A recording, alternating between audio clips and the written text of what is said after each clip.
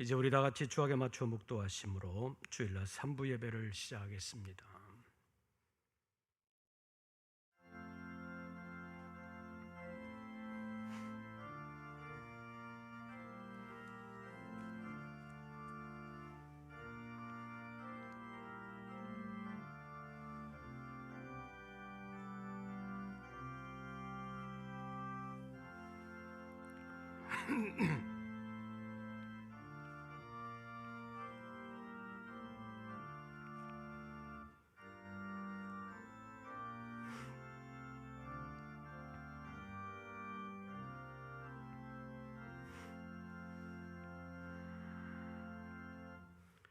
그런즉 군왕들아 너희는 지혜를 얻으며 세상의 재판관들아 너희는 교훈을 받을지어다.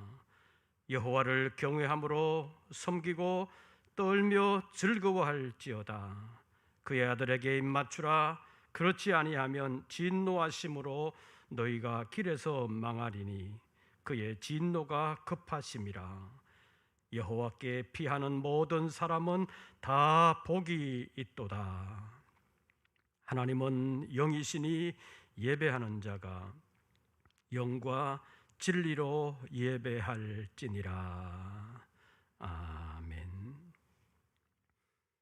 끊임없이 흘러가는 시간과 쉼없이 변화하는 세상 가운데서도 오늘 주의 날을 기억하게 하시고 주님의 이름 앞에 예배하게 하시는 하나님 감사합니다. 분주하고 복잡한 세상 일들을 잠시 내려놓고 주님과 함께하기를 원하오니 영이신 하나님께서 이 시간 찾아와 주시고 머리 숙인 우리 모든 권속들을 붙들어 주시옵소서. 영으로 새롭게 하시고 능하게 하여 주시옵소서. 오늘의 예배 가운데 모든 영광 주님 홀로 받으시옵고 거룩한 주님의 뜻을 이루시옵소서. 우리 주 예수 그리스도의 이름으로 기원하옵나이다. 아멘. 찬송가 615장을 함께 부르시겠습니다.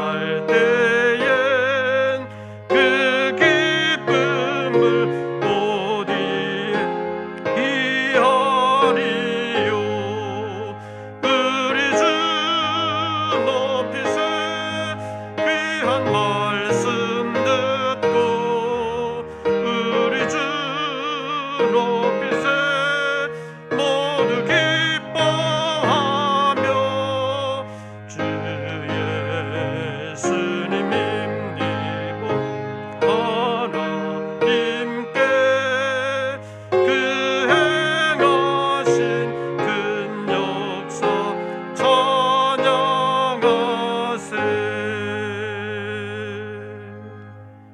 기도드리겠습니다. 문제복잡한 세상에 살던 저희들을 하나님이 지극히 사랑하심으로 오늘 주의 날인 줄 알게 하시고 깨닫게 하사 예배 자리로 인도해 주심을 감사합니다. 몸만 왔다가 그저 돌아가지 아니하도록 역사하여 주시옵소서. 세상은 점점 더 어두움으로 죄로 가고 있사오니 하나님께서 우리 모든 성도들을 지켜주시되 영혼을 정결하게 하시고 강건하게 하여 주시옵소서. 특별히 코로나로 인하여 많은 어려움이 있습니다. 코로나 때문에 믿음의 손해를 보지 않아야 되겠는데 여러 가지 손해들을 보고 있습니다. 하나님, 우리 모든 성도들을 늘 지켜주시옵소서. 특별히 이 명절 연휴를 당하여 여러 사람들을 만나며 여러 일들을 겪겠사오나 하나님께서 우리 모든 성도들의 영혼을 지켜주시되 시험에 들게 하지 마옵시고 모든 일들 가운데서 아름답게 승리하면서 그리스도의 향기를 나타낼 수 있도록 도와주시옵소서. 특별히 육체가 연약하여 힘들어하는 심령들에게는 능력의 손으로 안수하시고 속히 새 힘을 부어 주시옵소서.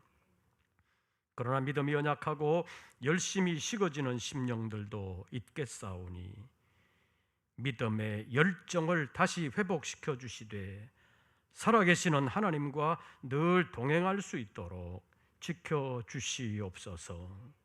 우리가 그동안 신경 쓰지 못했던 영혼의 문제를 다시 깨닫게 하시고 영을 새롭게 하시고 그 영이 세상을 능히 감당할 수 있는 믿음의 용사들이 될 수 있도록 역사하여 주시옵소서. 특별히 이 나라를 지켜 주시옵소서.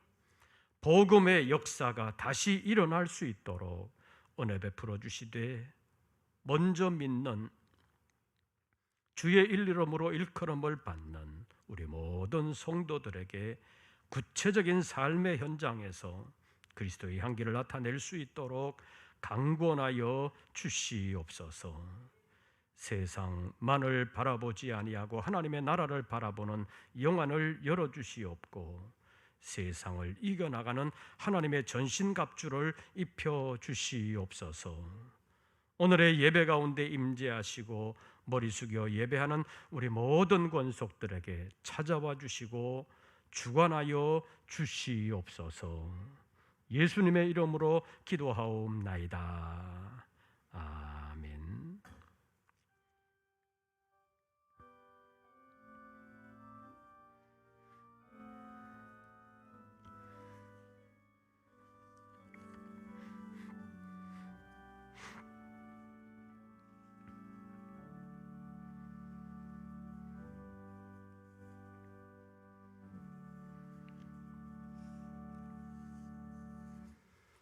오늘 우리에게 주시는 하나님의 말씀을 찾습니다.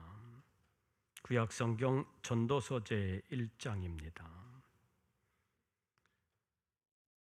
제가 가진 성경으로는 구약성경 948쪽, 전도서 제1장 1절부터 3절까지의 말씀과 12장 13절과 14절 말씀입니다.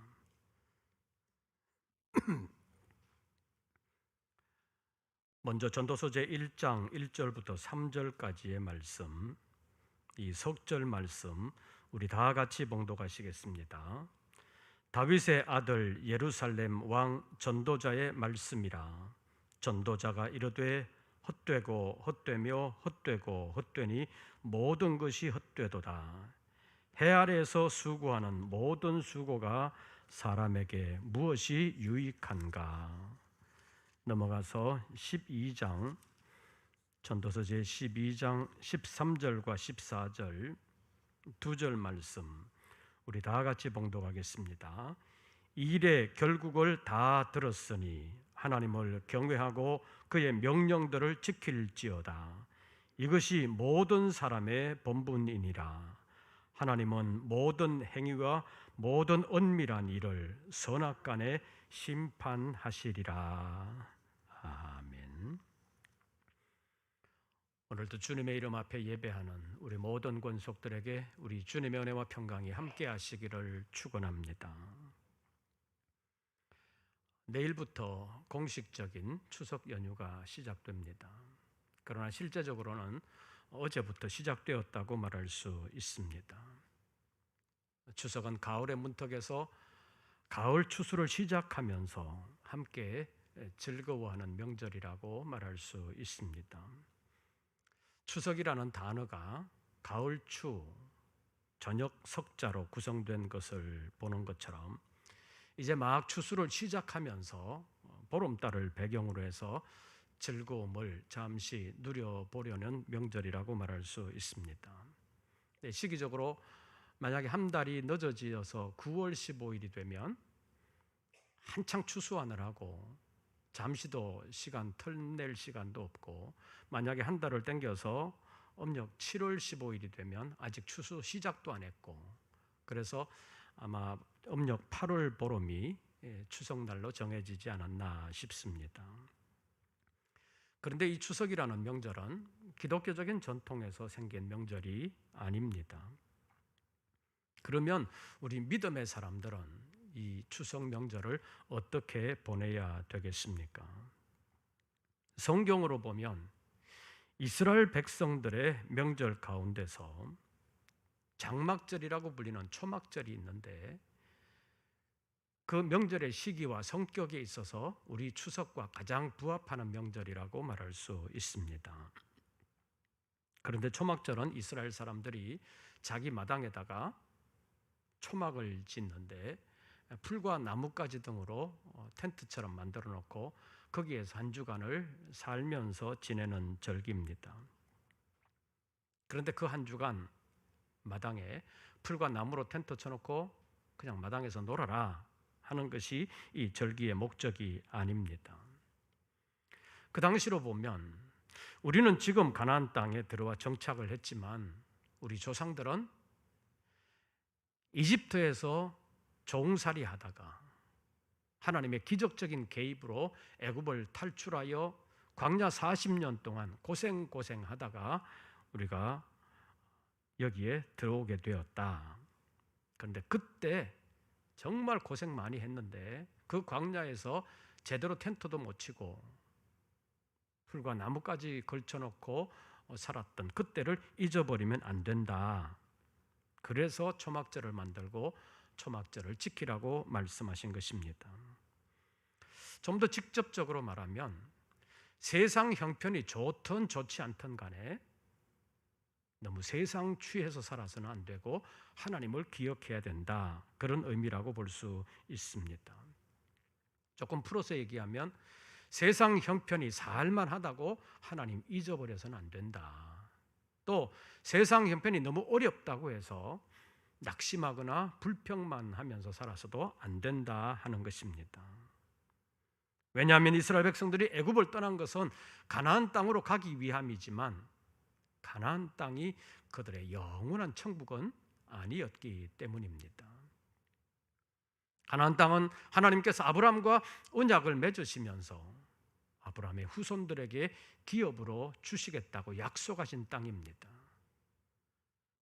분명히 하나님께서 약속하신 복된 땅인 것은 맞는데 그 가나안 땅이 영원한 하나님의 나라는 아니라는 것입니다. 그래서 아브라함은 그 땅 가나안에 살면서도 마치 외국인처럼 나그네처럼 텐트 치고 살았다고 성경은 말씀하면서 아브라함이 왜 그렇게 살았느냐?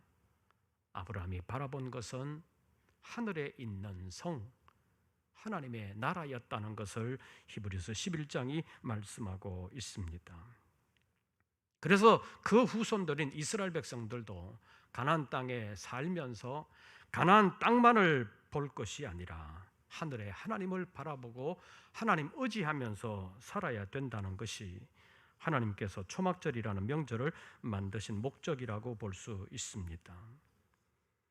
이스라엘 사람들은 그것을 알았기 때문에 가나안 땅에 정착한 후에 이제 가을 추수를 시작하면서 초막절을 지키게 되었고, 그 초막절을 지키면서 성경을 읽게 됐는데 어디를 읽었느냐? 전도서를 읽었다는 것입니다. 가을의 추수 풍요를 맛보면서 어려웠던 옛날 시절을 잊지 말라는 의미가 담겨 있는 것입니다. 뿐만 아니라 전도서를 통해서 세상의 실체를 바르게 알고 세상에 빠지지 않고 믿음을 잘 지켜야 된다라는 의미를 담고 있습니다. 그럼 전도서는 누가 기록한 것입니까? 본문 1절 말씀 보시지요. 1절 다 같이 읽습니다. 다윗의 아들 예루살렘 왕 전도자의 말씀이라. 다윗의 아들로서 예루살렘 왕이 된 사람이 누굽니까? 솔로몬이지요. 솔로몬은 어떤 사람입니까? 일반적으로는 전무후무한 지혜의 왕으로 알려져 있습니다. 그러나 그의 인생 후반부를 신앙적으로 평가해 보면 전무후무한 일탈의 왕이라고 말할 수 있습니다. 세속적으로는 솔로몬이 상당히 뛰어난 제주꾼입니다. 외교적인 수완도 대단한 사람이었습니다. 전쟁하지 않고도 주변국들과 평화롭게 지낼 수 있었습니다. 뿐만 아니라 세상 영광이라는 영광은 다 누려본 사람입니다. 그러나 신앙적으로 보면 그가 어렸을 때는 하나님만 의지하다가 장성하고 정치적인 기반이 다 다져졌을 때부터 솔로몬은 인간적인 수단을 너무 의지한 사람이었습니다. 그래서 하나님의 말씀에서 상당히 벗어난 사람이었다고 평가할 수 있습니다. 그런 솔로몬이 인생 후반부 마지막에서 다시 믿음으로 돌아와 후손들은 자기와 같은 실패를 되풀이하지 않게 하기 위해서 남겨준 것이 잠언과 전도서라고 말할 수 있습니다. 그래서 솔로몬이 나중에 깨닫고 남긴 잠언과 전도서를 우리가 살펴보는 것은 유익하다고 말할 수 있습니다. 이스라엘 백성들은 우리의 추석과 비슷한 명절인 초막절을 지키면서 전도서의 말씀을 읽었습니다. 그래서 우리도 추석 연휴를 시작하면서 전도서를 통해서 교훈을 받으려고 합니다. 오늘 설교 제목을 한번 따라해 보시기를 바랍니다. 세상의 본질과 사람의 본분. 제목이 너무 거창하지요. 그래서 이 거창하게 학문적으로 다루려고 하기보다는 소박하게 우리의 살아가는 일상의 세상의 한 단면을 잠깐 보면서 우리의 신앙의 입장을 분명하게 세우는 계기가 되었으면 좋겠습니다. 그저께 몇몇 분들과 함께 우리 지역 국회의원을 만나서 대화할 수 있는 시간을 가졌습니다. 지금 교계 핫 이슈로 떠오른 차별금지법, 요즘 평등법이라고 말하는 그 법에 관한 대화였습니다. 국회의원들이 지금 더불어민주당과 정의당 국회의원 몇십 명이 이 법을 만들려고 추진하고 있습니다. 그동안 몇 번 만들려고 하다가 반대가 있어서 하지 못했는데 이번에도 하려고 지금 추진을 하고 있습니다. 그런데 대부분의 기독교계에서는 이 차별금지법, 평등법 제정을 반대하고 있습니다. 교회가 이 평등법 제정을 반대한다고 하니까 교회가 기득권 빼앗기지 않으려고 차별금지법 제정을 반대하고 있다고 몰아붙이는 사람들도 있습니다. 우리 지역 국회의원은 여러분들이 국회의원 선거하면서 선거 공보를 보셨어서 아실 수 있는 분들도 있는데 판사 출신입니다. 전국 법관회의 의장도 했습니다. 그러면서 지금 흔히 말하는 사법개혁에 앞장서는 사람입니다. 판사를 20년 넘게 하신 분 앞에서 국회의원들이 추진하고 있는 법안에 대하여 찬성하는 말을 하든 반대하는 말을 하든 그 법안이 실제적으로 어떤 것인가를 알아야 될 것 같아서 제가 미리 좀 살펴봤습니다. 그런데 깜짝 놀랐습니다. 사실 차별금지법, 평등법이라는 말을 많이 듣기는 했는데 법안 자체가 그 정도일 줄은 저도 몰랐습니다. 그래서 그 법안의 내용을 살펴보고 그 판사 출신 국회의원에게 제가 그런 말을 했습니다. 제가 보니까 이 법은 동성애 찬성법 정도가 아니라 동성애자들 보장법이다. 그렇게 말을 했습니다. 왜냐하면 이 법안에 따르면 일반 사람들은 가정이나 직장이나 어디서든지 동성애자들이나 다른 성애자들에 대하여 반대하는 말을 하면 법에 걸린다. 그리고 그 사람들이 차별받았다고 하면 차별한 거다. 그렇게 되어 있습니다. 또 그 사람들이 취직한다고 하면 그 사람들의 성별의 이유로 그 취업을 제한해서는 안 된다. 그리고 그 사람들이 자기는 여성이라고 생각한다고 말하면서 군대 안 간다고 하면 군대 강제로 보내서는 안 된다. 또 그 사람들이 동성이든 다른 성이든 어떤 성이든 간에 대상이 누구든지 간에 결혼한다고 하면 혼인신고 받아줘야 된다. 결론적으로 그런 것입니다. 아직은 법적으로 우리나라는 결혼은 한 남자와 한 여자 사이에만 인정해주고 있습니다. 그래서 동성애자들이 실제적으로 부부처럼 살아도 혼인신고는 안 됩니다. 그런데 이들이 준비하는 법안이 통과되면 결혼에 관한 법은 바뀌게 됩니다. 우리나라 가족법 전체가 뜯어 고쳐져야 합니다. 사실 이 법안은 동성애자들만 보장해 주자는 법이 아닙니다. 그들이 준비한 법률안에 보니까 성별 등의 이유로 그들을 차별해서는 안 된다. 그들의 취업을 방해해서도 안 되고 그들이 하는 활동을 방해해서도 안 된다는 것입니다. 그런데 성별 등의 이유로 그렇게 되어 있는데 그 성별이라는 것이 남성과 여성만을 말하는 것이 아니었습니다. 그들이 만든 법률안 제3조에 그들이 사용하는 용어에 대한 정의를 내리고 있습니다. 한 가지만 읽어드리겠습니다. 제3조 용어의 정의. 이 법에서 사용하는 용어의 정의는 다음과 같다. 첫째, 성별이란 남성, 여성, 그 외에 분류하기 어려운 성을 말한다. 이렇게 법문으로 규정하고 있습니다. 이것은 여성끼리 남성끼리 동성연애하는 것을 인정하라는 차원을 넘어서는 것입니다.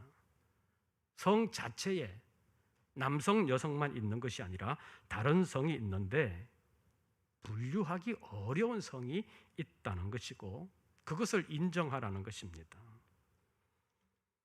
의학적으로 성전환 수술을 받아 트랜스젠더가 되는 것은 이 법에 의하면 아주 양호한 것입니다. 왜냐하면 성전환 수술은 그래도 남성으로 태어났던 여성으로 태어났던 간에 자기가 태어난 성이 아닌 다른 성으로 가려고 수술까지 받는 것이기 때문입니다. 그런데 이런 법이 만들어진 서구 사회에서는 한 걸음 더 나가서 남성도 여성이라고 주장하면 여성이라고 인정해 줘야 된다는 것입니다. 반대로 여성도 남성이라고 주장하면 남성이라고 인정해 주어야 하는 것이 지금 서구 사회의 법입니다. 그래도 이런 것은 양호합니다. 왜냐하면 이 정도까지는 아직 남성과 여성만 인정하는 것이기 때문입니다. 그런데 아까 말씀드린 그 법안에 따르면 성에는 남성과 여성만 있는 것이 아닙니다. 그 외에 분류하기 어려운 성이 있다는 것입니다. 얼마 전까지만 해도 우리나라에도 대도시의 퀴어 축제라는 것이 있었습니다. 그때 남성, 여성 외에 LGBT라고 해서 레즈비언, 게이, 그리고 양성애자, 트랜스젠더 등의 성이 있다고 알려졌습니다. 그런데 요즘에는 LGBT만이 아니라 LGBTQIAPK 이런 것이 있다고 알려지고 있습니다. 이 정도만 해도 성은 이미 남성, 여성 외에도 9가지가 더 있어서 총 11가지의 성이 된 것입니다. 이렇게 되니까 미국의 뉴욕 같은 데서는 지금 31개의 성까지 인정해 줘야 된다. 그런 얘기가 들리고 있습니다. 근데 실제로 이런 데 앞서가는 나라에는 화장실도 남자 화장실, 여자 화장실만 있는 것이 아닙니다. 다른 성이라고 주장하는 사람들이 구별 없이 들어갈 수 있는 화장실을 별도로 만들어 놓은 데가 있습니다. 세상이 이렇게 되었습니다. 앞으로는 더 심해질 것입니다. 어쩌면 이렇게 가는 것이 세상에 가는 길이요, 세상의 본질이라고 말할 수 있습니다. 본문을 통해서 신앙적인 교훈을 남긴 솔로몬은 당시 이스라엘 백성들이 상상할 수 없는 우상 숭배와 이방 종교의 폐해들을 수없이 목격했습니다. 그런 솔로몬이 인생 마지막으로 남기는 유훈이 무엇입니까? 그가 전도서를 통해서 말하는 첫 마디가 우리가 본문 전도서 1장 2절에서 살펴본 것처럼 헛되고 헛되며 헛되고 헛되니 모든 것이 헛되도다, 이렇게 말한 것입니다. 솔로몬이 왜 이 말을 했겠습니까? 솔로몬이 허무주의자가 되었습니까? 아닙니다. 세상 것을 다 누려보니까 아무것도 아니더라는 것입니다. 그러나 누려보지 않은 사람의 입장에서는 그래도 누려보고 싶다, 그런 마음이 생깁니다. 그것을 어떻게 부정할 수 있겠습니까? 대부분의 사람들이 열심히 직장 생활하고 열심히 살아가는 목적이 무엇입니까? 나름 성공해보고 나름 부자가 되겠다는 생각 아닙니까? 옛말에 먹고 죽은 귀신은 뭐가 곱다? 먹고 죽은 귀신은 때깔도 곱다, 그런 말이 있습니다. 먹고 살기 어려웠던 시절 배고픈 것이 얼마나 힘들었으면 실컷 먹을 수만 있다면 죽어도 좋다, 그런 의미에서 먹고 죽은 귀신은 때깔도 좋대더라, 그러니까 일단 먹고 보자, 그런 말이 생긴 것입니다. 그러니까 먹고 죽은 귀신은 때깔도 곱다, 이 말은 먹고 싶다, 좀 실컷 먹고 싶다, 이런 바램을 표현한 말이라고 볼 수 있습니다. 그런데 만약에 먹으면 정말 죽는다면 사람들의 생각은 달라질 것입니다. 그래도 난 먹고라도 죽겠다, 그런 것은 아니잖아요. 세상의 모든 쾌락이나 세속적인 영광 같은 것이 사람들이 다 누려보고 싶은 마음이 있는데 그것이 실제로 사람들을 멸망으로 데리고 간다면 사람들의 생각이 달라져야 되지 않겠습니까? 오늘 전도서를 통해서 강조하는 것이 두 가지가 있습니다. 첫째는 세상 것은 다 헛되다는 것입니다. 반복법을 통해서 강조하는 것이 전도서 1장 2절입니다. 전도서 1장 2절 말씀을 우리가 다시 한 번 더 읽어보겠습니다. 전도서 1장 2절입니다. 다 같이 읽습니다. 전도자가 이르되 헛되고 헛되며 헛되고 헛되니 모든 것이 헛되도다. 세상 모든 것이 다 헛되다면 그럼 우리는 어떻게 살아야 되겠습니까? 그것을 가르쳐주고 있는 것이 전도서 마지막 장 마지막 두 절입니다. 전도서 12장 13절과 14절을 보겠습니다. 먼저 전도서 12장 13절을 다 같이 읽습니다. 일의 결국을 다 들었으니 하나님을 경외하고 그의 명령들을 지킬지어다. 이것이 모든 사람의 본분이니라. 전도서 1장부터 12장까지 모든 말들을 다 듣지 않았느냐? 결론적으로 뭐냐? 하나님을 어떻게 하고 경외하고 그의 명령들을 어떻게 하라? 지킬지어다. 이것이 누구의 본분이니라? 모든 사람의 본분이니라. 왜 이렇게 살아야 되느냐? 왜 하나님을 경외하고 하나님의 명령들을 지키면서 살아야 되느냐? 그 이유가 14절입니다. 14절 다 같이 읽습니다. 하나님은 모든 행위와 모든 은밀한 일을 선악간에 심판하시리라. 이것이 우리가 알아야 할 두 번째 교훈입니다. 세상 것은 다 헛되기 때문에 그냥 살아라. 뭐 헛된 것 위해서 뭐 할 거 있냐? 그냥 대충 살면 되지. 그것이 아니라 세상 것이 다 헛되기 때문에 하나님을 뭐하고? 경외하고 하나님의 명령들을 어떻게 하라? 지킬지어다. 이것이 모든 사람의 본분이라고 교훈하고 있습니다. 사랑하는 성도 여러분, 이제 명절을 지나면서 여러 사람들을 만나게 되면 그 가운데는 나름 성공했다거나 아니면 부자가 되었다고 자랑하는 사람을 만날 수도 있습니다. 그러나 너무 기죽지 마시기를 바랍니다. 그들이 누리는 모든 것 다 누려본 솔로몬이 뭐라고 말했어요? 헛되고 헛되며 헛되고 헛되니 모든 것이 헛되도다. 우리가 믿는 우리의 하나님은 세상 모든 것의 주인이 되실 뿐만 아니라 우리에게 썩을 영광이 아닌 썩지 아니할 영광으로 영원한 하나님의 나라를 우리에게 주실 우리의 아버지가 되십니다. 하나님의 나라에서 우리를 영원히 복되게 하실 것을 성경을 통해서 약속하셨습니다. 그러니까 세상 사람들이 세상 것으로 자랑한다 할지라도 기죽지 아니하고 조금 더 참고 견디시기를 바랍니다. 하나님을 경외하면서 사명을 감당하면 마지막 날 하나님께서 모든 사람들을 선악간에 심판하시게 될 텐데 그때 잘했다고 칭찬하시면서 아버지의 나라를 영원한 기업으로 주실 줄로 믿습니다. 이것이 성경의 약속입니다. 그러나 끝까지 하나님의 말씀에 순종하지 않는 자들에게는 영원한 불못이 있다고 성경이 교훈하고 있습니다.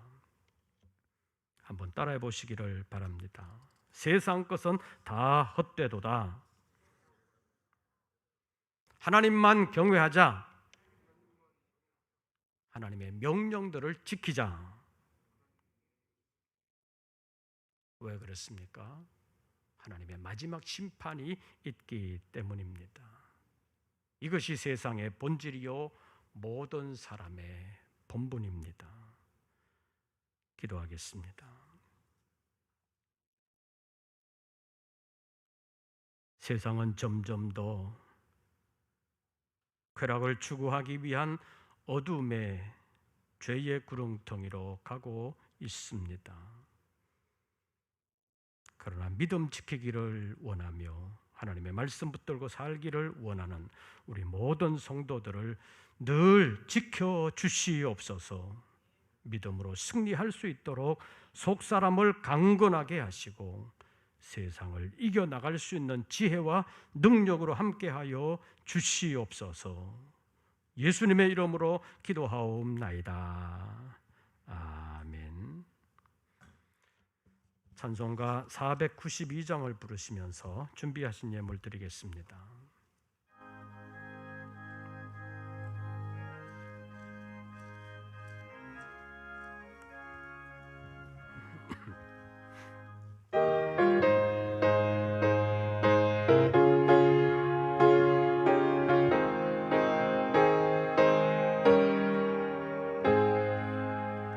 잠시 세상에 내가 살면서 항상 찬송 부르다가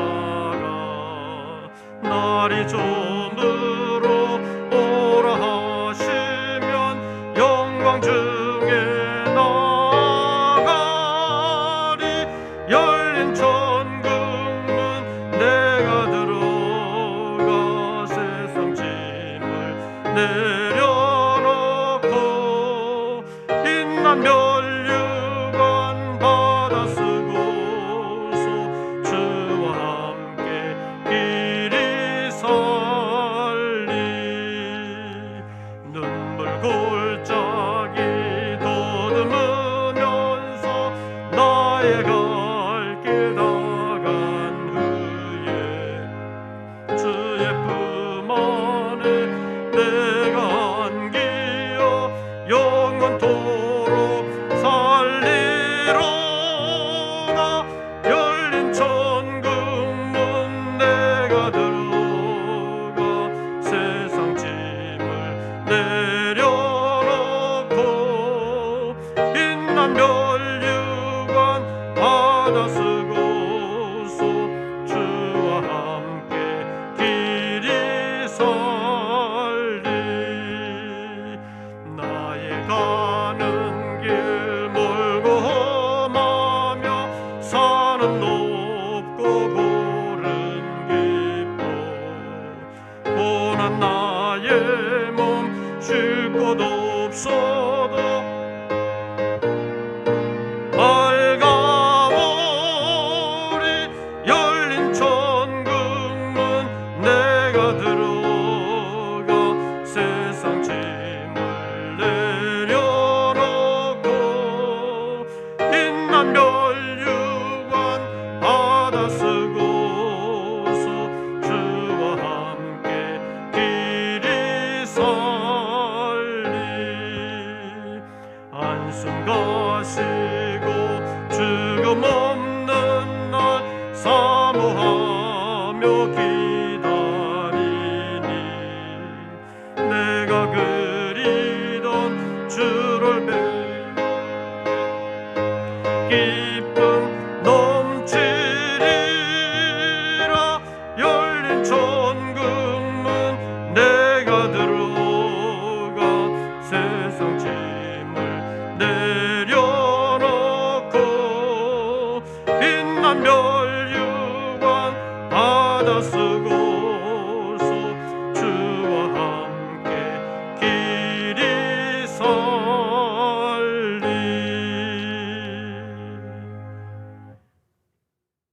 저희들 다시 세상으로 나아갑니다.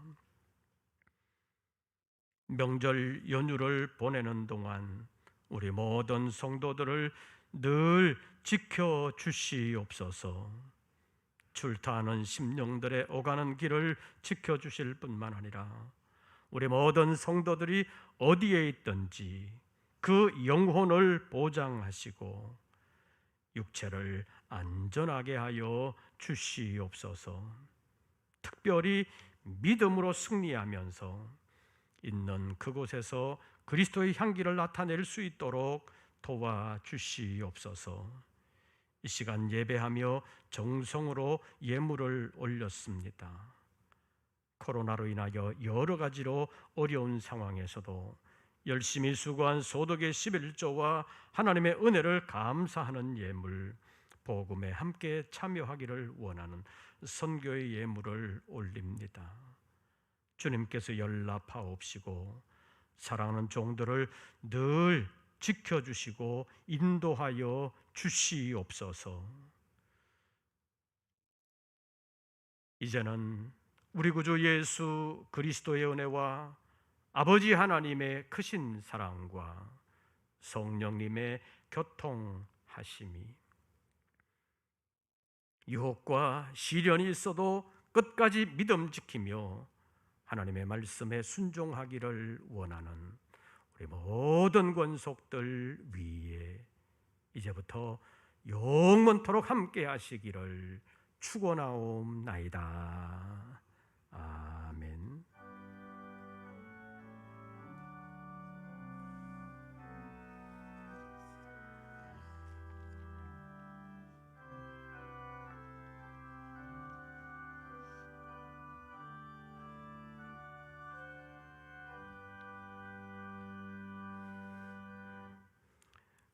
광고 말씀을 드리겠습니다.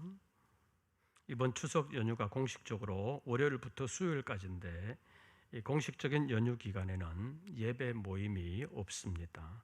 새벽 기도회와 수요일 저녁 기도회가 없습니다. 그래서 추석 가정 예배와 수요일 저녁 기도회를 위한 가정 예배안이 로비에 준비되어 있습니다. 가실 때 갖고 가셔서 활용하시기를 바랍니다. 그리고 온라인 줌을 통한 하반기 성경 공부와 제자 훈련반을 시작합니다. 다음 주일까지 신청을 받습니다. 그리고 교회 부서 장로님들 배정을 했습니다. 혹 재정 청원을 쓸 것이 있는 분들은 참고하셔서 장로님들의 결제를 먼저 받으시기를 바랍니다. 교육부의 이민우 장로님, 봉사부의 박찬봉 장로님, 관리부의 김영복 장로님, 재정부의 고영호 장로님, 선교부의 김현수 장로님이십니다. 여러분들 기억하시고 참고하시기를 바랍니다. 새로운 한 주간 믿음 안에서 평안하시고 승리하시기를 바라고 추석 연휴 잘 보내시기를 바랍니다. 이것으로서 3부 예배를 모두 마치겠습니다.